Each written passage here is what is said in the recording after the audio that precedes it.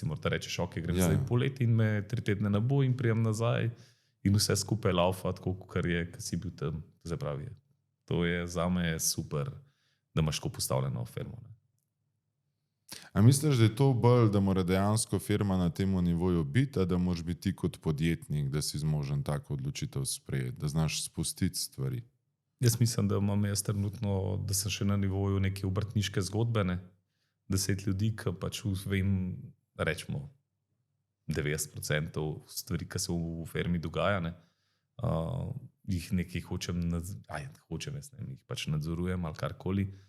Verjetno na dobrobit stranke, ne? Ker hočeš čim večjo storitev. Vsega ne. Pač hočem biti, da so in stranke zadovoljne in da je pač, da so naše storitve narejene kvalitetno, pa tako, no, da je. Ampak tudi tako, no, pač postavitev podjetništva na tak nivo, ki si ga bi jaz želel, verjetno ni možno z 10 ljudmi, verjetno jih rabiš imeti, ne vem, 20, ne.